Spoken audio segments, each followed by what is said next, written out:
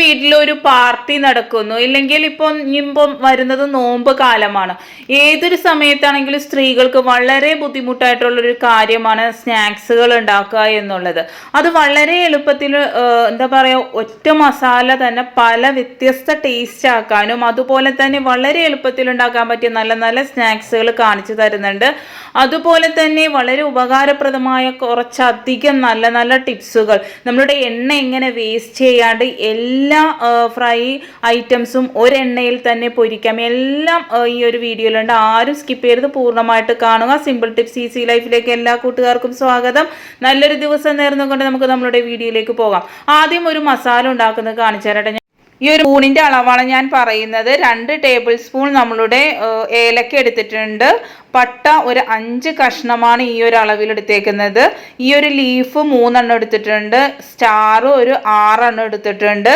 അതുപോലെ തന്നെ നമ്മളുടെ പെരിഞ്ജീരകം ഇതിന് 3 ടേബിൾ സ്പൂണാണ് എടുത്തേക്കുന്നത് കേട്ടോ, 3. അതുപോലെ തന്നെ നമ്മളുടെ നല്ല ജീരകം 1 ടേബിൾ സ്പൂണ്, ഗ്രാമ്പു 1 ടേബിൾ സ്പൂൺ. അപ്പോൾ അളവെല്ലാം മനസ്സിലായാലും ഇനി ഒരു 2 സീക്രട്ട് ഇൻഗ്രീഡിയൻസ് കൂടി ഉണ്ട്, 2 അല്ല 3 ഉണ്ട് കേട്ടോ. അപ്പോൾ ആദ്യമായിട്ട് പാൻ ചൂടാക്കുന്നുണ്ട്. അതിലേക്ക് ഒരു 1/4 ടീസ്പൂൺ നമ്മളുടെ നെയ്യ് ഒഴിച്ചു കൊടുക്കുന്നുണ്ട് കേട്ടോ, വളരെ ടേസ്റ്റി ആകാനായി. ഇപ്പം ഞാൻ ഈ ഒരു മസാല നമുക്ക് പല കാര്യങ്ങൾക്കും ഉപയോഗിക്കാൻ പറ്റും. ഒരു 1/4 കപ്പ്, ഈ ഒരു പാത്രത്തിന് ഒരു 1/4 പാത്രം നമ്മളുടെ ബദാമും അതുപോലെ തന്നെ 1/2 പാത്രം നമ്മുടെ കാഷ്യൂനട്ടും എടുത്തിട്ടുണ്ട്. എന്നിട്ട് ഇത് നല്ലതുപോലെ വറുത്തെടുക്കണം.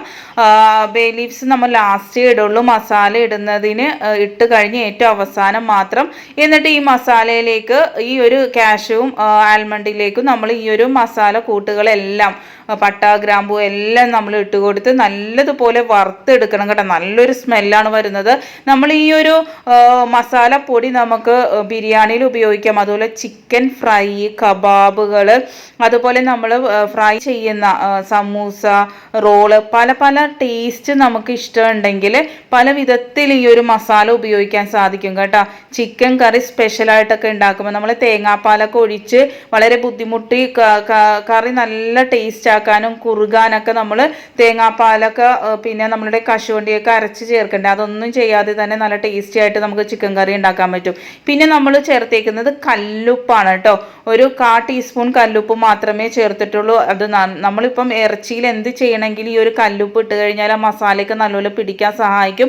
അതുപോലെ ഈ മസാല വർഷങ്ങളോളം ചീത്താകാതെ ഇരിക്കുവാനും ഈ ഒരു കല്ലുപ്പ് ഇടുന്നത് കൊണ്ട് സഹായിക്കും കേട്ടോ. നല്ല ഗ്ലാസ് ബോട്ടിൽ ക്ലീൻ ചെയ്ത് നമ്മൾ എടുത്തതിന് ശേഷം ഇത് നമുക്ക് 10 വർഷമായാലും, ഞാൻ പറഞ്ഞില്ലേ കല്ലുപ്പ് ഇട്ടതുകൊണ്ട് തന്നെ കാലങ്ങളോളം ഇത് നമുക്ക് യൂസ് ചെയ്യാൻ പറ്റും. അടുത്തായിട്ട് നമ്മൾ ഒരു മസാലയിൽ തന്നെ പല വിഭവങ്ങളും ഉണ്ടാക്കാനായിട്ടുള്ള ഒരു മസാലയാണ് ഇവിടെ റെഡിയാക്കുന്നത്. ഒരു 5 സവാള ഞാൻ എടുത്തിട്ടുണ്ട്. അതിലേക്ക് ഒരു 2 ഉണ്ട വെളുത്തുള്ളി ക്ലീൻ ചെയ്ത് അത് നല്ല ചതച്ചോ അല്ലെങ്കിൽ ചെറുതായി അരിഞ്ഞു കൊടുത്തിട്ടുണ്ട്. ഒരു 2 കഷ്ണം ഇഞ്ചി ചെറുതായി അരിഞ്ഞിട്ടുണ്ട്. ഒരു 5ഓ 6ഓ പച്ചമുളക്, അത് നിങ്ങളുടെ എരിവിനനുസരിച്ച് ചെറുതായി അരിഞ്ഞ് അത് ഇട്ട് കൊടുത്തിട്ടുണ്ട്. എന്നിട്ട് നമ്മൾ ചിക്കൻ നല്ലതുപോലെ ചെറിയ കഷ്ണങ്ങളാക്കി ഒരു 1/2 കിലോ കഴുകി ഊറ്റി വെച്ചതാണ്. എന്നിട്ട് മസാലയൊന്നും ഇടാതെ തന്നെ നമ്മൾ ഈ ഒരു സവാള കൂട്ടിലേക്ക് ഈ ചിക്കൻ ഇട്ട് കൊടുക്കാം. എന്നിട്ട് ആവശ്യത്തിന് ഉപ്പ് ഇട്ട് കൊടുക്കാം.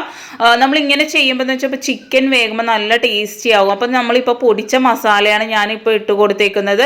ഒരു 1/2 ടീസ്പൂൺ മാത്രമേ നമ്മൾ ഇതിലിടുന്നുള്ളൂ കേട്ടോ. വളരെ ടേസ്റ്റ് ആകാനായിട്ട് ഇത് സഹായിക്കും. പിന്നെ ചതച്ച മുളക്, കഴിഞ്ഞ വീഡിയോയിൽ ഞാനൊരു മസാല ഉണ്ടാക്കുന്ന മുളക് പൊടി മല്ലിപ്പൊടിയൊക്കെ എങ്ങനെ ഉപയോഗിക്കാം എന്നുള്ള ഒരു വീഡിയോ ചെയ്തിട്ടുണ്ട്. അതിൽ ചതച്ച മുളക് സ്പെഷ്യലായിട്ടാണ് നമ്മൾ ചെയ്തേക്കുന്നത്, അത് ഇട്ട് കൊടുത്തിട്ടുണ്ട്. അതിലേക്ക് കുറച്ച് നല്ല ജീരകപ്പൊടിയും അതുപോലെ കുറച്ച് ഒരു 1/4 ടീസ്പൂൺ മുളക് പൊടിയും ഇട്ട് കൊടുക്കുന്നുണ്ട് കേട്ടോ.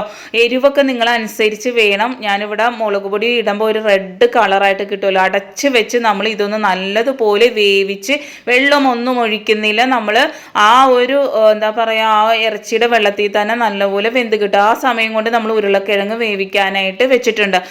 അടുത്തായിട്ട് നമുക്ക് സമൂസ ഉണ്ടാക്കണമെങ്കിലും റോൾ ഉണ്ടാക്കണമെങ്കിലൊക്കെ വളരെ ബുദ്ധിമുട്ടല്ലേ, കുഴക്കുക, പരത്തുക, ഇതൊന്നും ആവശ്യമില്ല. നമ്മൾ ഈ ഒരു ഷീറ്റ് ഉണ്ടാക്കാനായിട്ട് വളരെ എളുപ്പത്തിൽ സെക്കൻഡ് കൊണ്ട് നമുക്ക് ഉണ്ടാക്കാൻ പറ്റും. അത് കീറിപ്പോകുകയില്ല, നമുക്ക് ചുരുട്ടിയാലും ഇതാക്കിയാലും എല്ലാം നല്ല കറക്റ്റായിട്ട് തന്നെ ഇരിക്കും കേട്ടോ. ആദ്യമായി ഒരു കപ്പിൽ ഒരു കപ്പ് മൈദ ഇട്ട് കൊടുത്തിട്ടുണ്ട്. അതിലേക്ക് ആവശ്യത്തിന് ഉപ്പിട്ട് കൊടുത്ത് ഈ ഒരു കപ്പിന് തന്നെ 1.25 കപ്പ് വെള്ളം ഒഴിച്ചു കൊടുത്ത് നല്ലതുപോലെ മിക്സ് ചെയ്തെടുക്കാം കേട്ടോ. ഇത്രയേ ഉള്ളൂ ഇതിൻ്റെ ഒരു പണി. നമ്മൾ കുഴക്കേ പരത്തേ ഒന്നും വേണ്ട, നിമിഷ നേരം കൊണ്ട് നമുക്ക് ചെയ്തെടുക്കാൻ പറ്റുന്ന നല്ല ഒരു ഷീറ്റാണ് കേട്ടോ ഇത്. അതൊന്നുകൂടി നമ്മൾ അരിച്ചെടുക്കുന്നുണ്ട് ഒട്ടും കട്ടകളില്ലാതെ. എന്നിട്ട് നമ്മളൊരു ഇതുപോലുള്ള ഒരു കുപ്പിയിൽ നമ്മൾ ഓട്ടയിട്ട് വെച്ചിട്ടുണ്ട് കേട്ടോ. ഇതുപോലൊരു വലിയ പാത്രത്തിൽ വെള്ളം തിളപ്പിക്കുവാനായിട്ട് വെക്കണം. നമ്മൾ ഒരു നോൺ സ്റ്റിക്ക് പാത്രത്തിൻ്റെ അളവിന്, ഈ ഒരു പാത്രത്തിൻ്റെ അളവിനാണ് ഞാൻ ആ പാത്രം വെള്ളം തിളപ്പിക്കാൻ വെച്ചേക്കുന്നത്. എന്നിട്ട് ഈ ഒരു മാവ് ഇതുപോലെ ഒഴിച്ചു കൊടുക്കുക. എന്നിട്ട് നമ്മൾ ഇതുപോലെ ഒന്ന് ചുറ്റിച്ചു കൊടുക്കുക. ചൂടോട് നിങ്ങൾ ചെയ്യരുത് ഒരിക്കലും. ബാക്കി കൂടുതലായിട്ട് വരുന്നത് ആ ഒരു ബൗളിലേക്ക് തന്നെ നമ്മൾ ഒഴിച്ചു കൊടുക്കുക. ഇതിൻ്റെ മേളിലേക്ക് വെച്ചിട്ട് 2-3 മിനിറ്റ് കൂടുതൽ നേരം ഇരുന്നാൽ അത് ക്രിസ്പി ആയി പോകും. അങ്ങനെ ഒരിക്കലും ചെയ്ത് 2-3 മിനിറ്റ് നമുക്കറിയാമല്ലോ നല്ലപോലെ വെന്ത് കഴിയുമ്പോൾ അത് എടുക്കാം കേട്ടോ. വളരെ എളുപ്പത്തിൽ നല്ല അടിപൊളി സമൂസയൊക്കെ ഉണ്ടാക്കാൻ പറ്റും, റോൾ ഉണ്ടാക്കാൻ പറ്റും, വളരെ ക്രിസ്പി ആയിട്ട് കിട്ടും കേട്ടോ. നമ്മൾ ഈ ഒരു ഷീറ്റ് ഇടുന്ന ഏതൊരു പാത്രത്തിലും എണ്ണ തേച്ച് കൊടുക്കുക.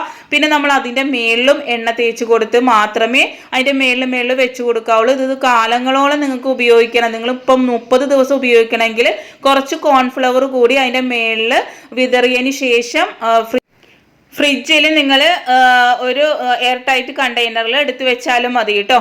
അപ്പോൾ നമുക്ക് ഈ ഒരു മസാല എങ്ങനെ വെറൈറ്റി ആക്കാം. ഈ ഒരു പാത്രത്തിലേക്ക് ഞാൻ 3 പാത്രത്തിലേക്ക് ഈ ഒരു മസാല മാറ്റിയിട്ടുണ്ട്. ആദ്യം നമുക്ക് നമ്മളുടെ കട്ട്ലേറ്റ് ചെയ്യാം കേട്ടോ. അതിലേക്ക് കുറച്ച് കുരുമുളക് പൊടി ഇട്ട് കൊടുക്കാം.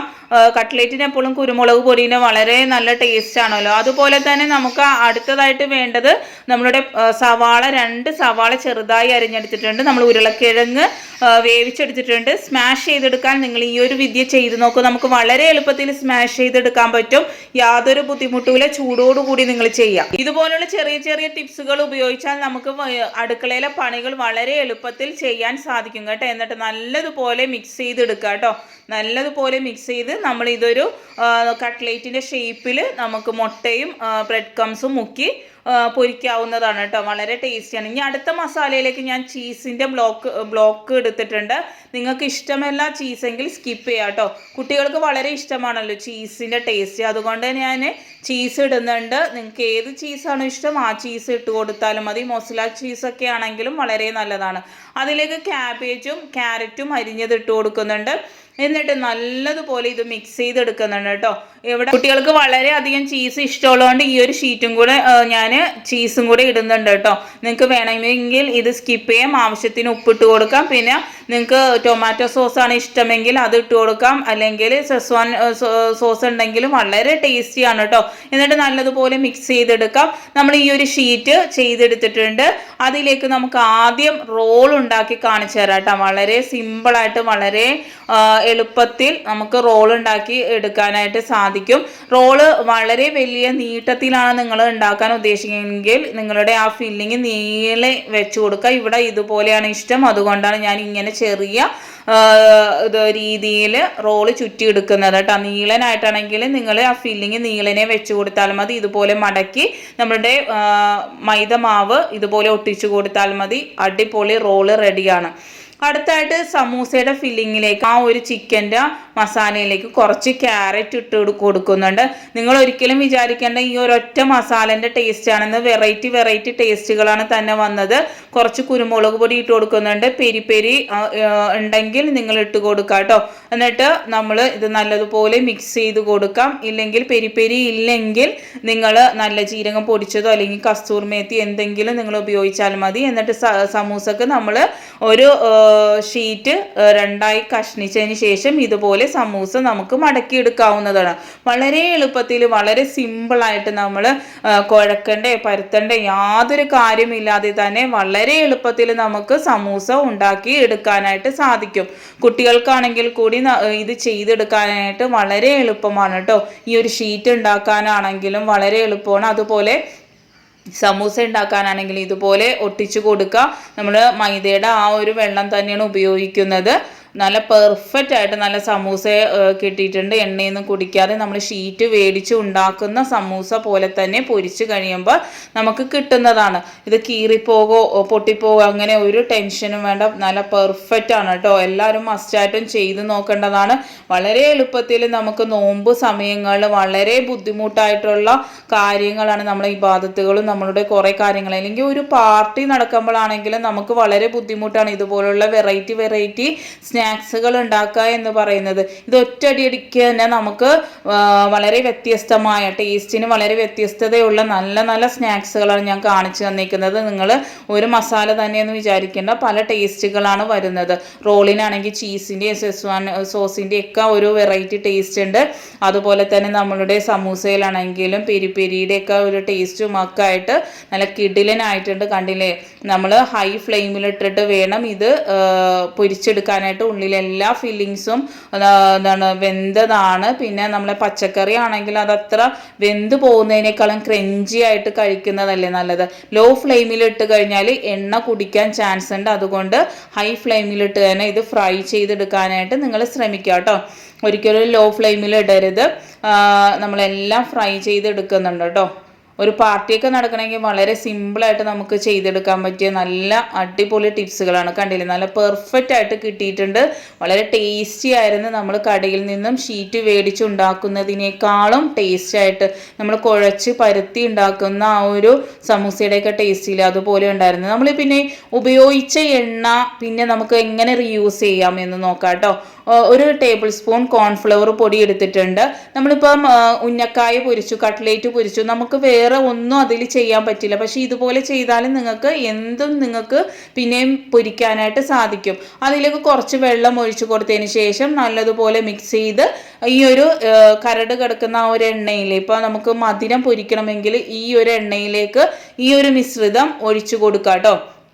എന്നിട്ട് നല്ലതുപോലെ മിക്സ് ചെയ്ത് കൈ വിടാതെ നല്ലതുപോലെ ഇളക്കി ഇതാക്കി എടുക്കുമ്പോഴത്തേക്കും അതിലുള്ള കരടുകളും എല്ലാം മാറി നല്ല ഫ്രഷ് എണ്ണയായിട്ട് കിട്ടും. നിങ്ങളിത് വെച്ച് എണ്ണ ഉപയോഗിക്കാൻ ഞാൻ ഒരിക്കലും പറയില്ല. നമ്മൾ ഒറ്റയടിക്ക് തന്നെ ഇപ്പോൾ നോമ്പിനും പാർട്ടിയൊക്കെ നടക്കുമ്പോൾ നമ്മൾ കുറേ സാധനങ്ങൾ പൊരിക്കാൻ ഉപയോഗിക്കില്ല. അപ്പം ഇതുപോലെ നിങ്ങൾ ഉപയോഗിച്ച് കഴിഞ്ഞാൽ ആ കരടുകൾ മാറി നമുക്ക് അടുത്ത സ്നാക്സ് നല്ല ഫ്രഷ് ആയിട്ട് തന്നെ പൊരിക്കാൻ പറ്റും. ഇല്ലെങ്കിൽ അതിൻ്റെ കരട് മറ്റുള്ള സ്നാക്സിൽ വന്ന് ആ ഒരു ടേസ്റ്റ് ഒരു വ്യത്യാസം വരില്ലേ. അങ്ങനെ ടേസ്റ്റ് വ്യത്യാസമൊന്നും ഇല്ലാതെ തന്നെ നല്ല ഫ്രഷ് ആയിട്ട് നല്ല എണ്ണയിൽ പൊരിച്ചെടുത്ത പോലെ തന്നെ ഇരിക്കും കേട്ടോ.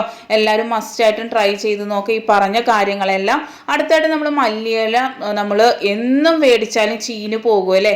നമ്മൾ എത്ര സൂക്ഷിച്ചാലും അത് ഒരു 2 ദിവസം 3 ദിവസം കഴിയുമ്പോൾ ചീഞ്ഞു പോകും. ഒരു ഗ്ലാസ്സിലേക്ക് വെള്ളം ഒഴിച്ചതിന് ശേഷം ആ ഒരു വേര് ഭാഗം ഇതുപോലെ മുക്കി വെച്ച് കൊടുക്കുക. എന്നിട്ട് ഒരു കവർ എടുത്തിട്ട് അത് നല്ലതുപോലെ മൂടി വെച്ച് കൊടുക്കുക കേട്ടോ. ഇതുപോലെ മൂടിയതിന് ശേഷം നമ്മളുടെ ഫ്രിഡ്ജിൻ്റെ ഏതെങ്കിലും ഒരു സൈഡിൽ ഇതുപോലെ ഒന്ന് വെച്ച് കൊടുത്തു കഴിഞ്ഞാൽ നിങ്ങൾക്ക് എത്ര ദിവസം കഴിഞ്ഞാലും നല്ല ഫ്രഷ് ആയിട്ടുള്ള മല്ലിയില നിങ്ങൾക്ക് ഉപയോഗിക്കാൻ പറ്റും. ഉപയോഗിക്കുമ്പോൾ നിങ്ങൾ ഇതുപോലെ ഒന്ന് എടുത്ത് ഉപയോഗിച്ചാലും മതി കേട്ടോ.